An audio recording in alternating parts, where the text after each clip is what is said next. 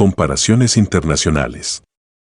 Los mismos problemas que se presentan al comparar la producción a través del tiempo de un país en particular también se pueden presentar cuando comparamos la producción de dos países muy diferentes al mismo tiempo.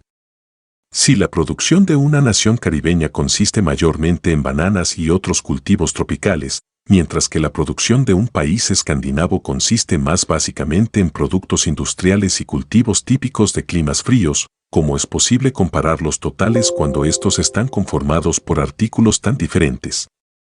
Esto ya no sería solo una comparación entre peras y manzanas, sino una comparación entre azúcar y automóviles.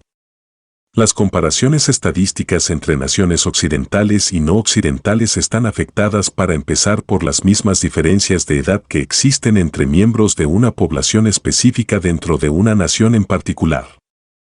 Por ejemplo, las edades promedio en Nigeria, Afganistán y Tanzania están todas por debajo de los 20 años, mientras que las edades promedio en Japón, Italia y Alemania están por encima de los 40. Estas inmensas diferencias en la edad nos indican que el significado real de algunas de las diferencias internacionales en ingresos puede estar gravemente sobreestimado. Así como en países tropicales la naturaleza provee, de forma gratuita, el calor necesario para producir piñas o bananas, otros países tendrían que gastar demasiados recursos en calefacción para poder producir estas frutas en invernaderos, por lo que la naturaleza provee de forma gratuita para los jóvenes muchas cosas que pueden ser muy caras para la gente mayor.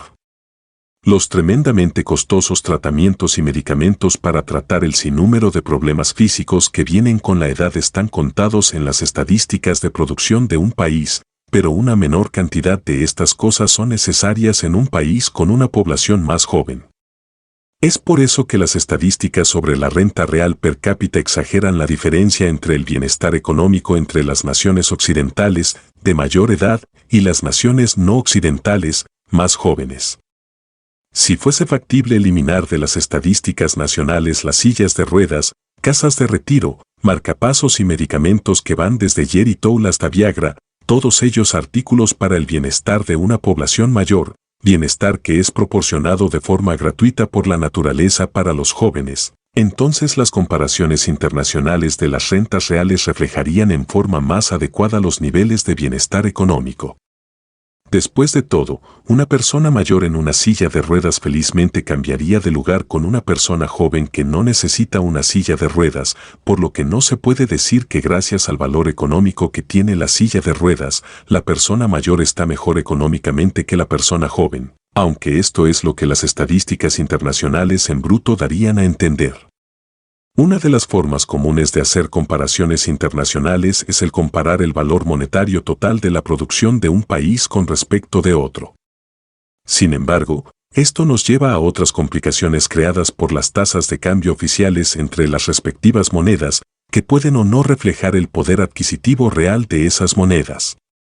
Los gobiernos pueden fijar su tasa de cambio oficial al nivel que ellos quieran, pero eso no quiere decir que el poder adquisitivo real del dinero será lo que ellos digan que sea. El poder adquisitivo depende de lo que los vendedores están dispuestos a vender por una determinada cantidad de dinero. Es por eso que existen mercados negros de divisas extranjeras, donde los cambistas ofrecen más cantidad de la moneda local por $1 de lo que el gobierno indica, cuando el tipo de cambio exagera el valor de mercado de la moneda local. El país A puede que tenga más producción per cápita que el país B si nos regimos de acuerdo a los tipos de cambio oficiales, mientras que puede que lo contrario sea cierto si hacemos esta comparación utilizando el poder adquisitivo del dinero. Probablemente, diríamos que el país B tiene un valor total de producción mayor si pudiera comprar todo lo producido en el país A y aún le quedara un excedente. Como en otros casos, el problema no está en entender la economía básica subyacente. El problema está en la confusión verbal extendida por los políticos, la prensa y otros que tratan de justificar algún argumento con estadísticas. Algunos suelen afirmar, por ejemplo, que Japón tiene una renta per cápita mayor que la de Estados Unidos, usando estadísticas basadas en tipos de cambio oficiales del dólar y del yen. Sin embargo, Estados Unidos ha tenido un ingreso per cápita significativamente más alto que Japón cuando este es medido según el poder adquisitivo de la producción nacional de ambos países. Así es que el estadounidense promedio tiene un nivel de vida más alto que el japonés promedio. No obstante, las estadísticas basadas en los tipos de cambio oficiales pueden mostrar al japonés promedio con un ingreso de varios miles de dólares más alto que el del estadounidense promedio en algunos años, dejando la falsa impresión de que los japoneses son más prósperos que los estadounidenses. En realidad, la producción por persona en Japón es aproximadamente 3/4 partes la de una persona en Estados Unidos, y es esta riqueza generada la que determina cuánto puede consumir un estadounidense o un japonés. Incluso cuando parte de lo que consumen es producido en algún otro país, es su propia producción la que provee los bienes que ellos pueden intercambiar por bienes importados. Otra complicación que existe cuando se hacen comparaciones de la producción entre naciones es que puede que una nación haya vendido una mayor parte de su producción en el mercado, mientras la producción de otra nación puede haber sido producida por el gobierno, para después ser regalada o vendida por debajo de su coste de producción. Cuando en una economía de mercado se han producido demasiados coches como para generar beneficios, el excedente de automóviles debe ser vendido al precio que se pueda, incluso si es menor al del coste de producción. Cuando se calcula el valor de la producción nacional, estos coches se contabilizan según el valor al que fueron vendidos. Pero en una economía donde el gobierno provee muchos bienes de forma gratuita o los subvenciona, estos bienes son valorados según el coste de producción del gobierno.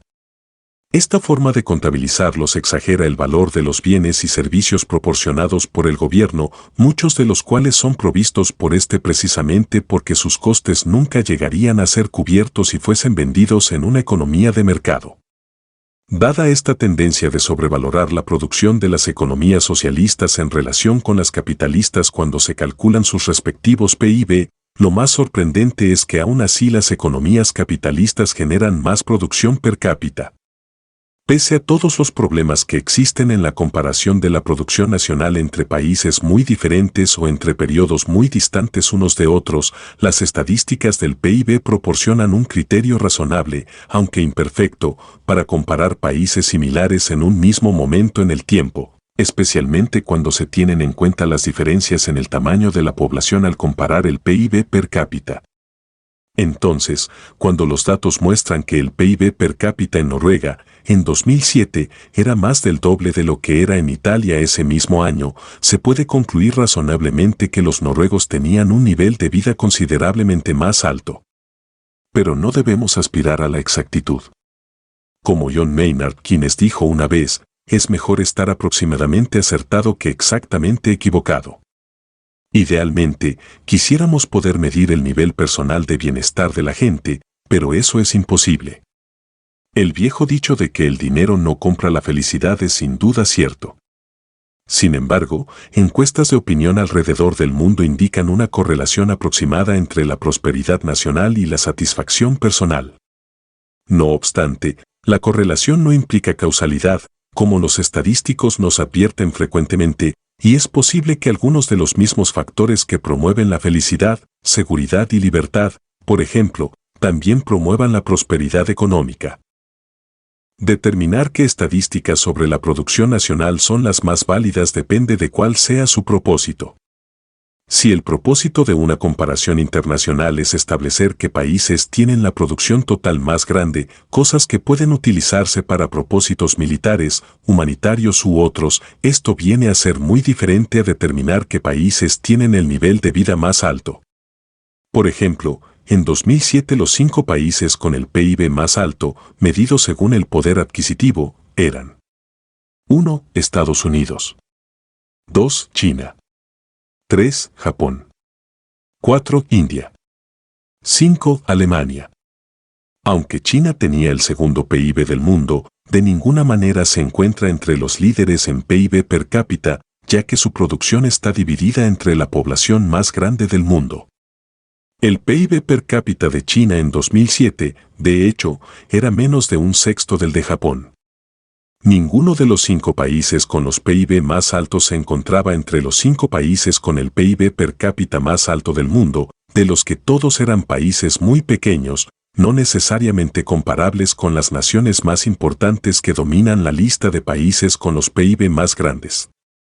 Algunos países pequeños, como las Bermudas, son paraísos fiscales que atraen la riqueza de gente adinerada de otros países, quienes pueden, o no, convertirse en ciudadanos mientras que son oficialmente residentes de países como estos.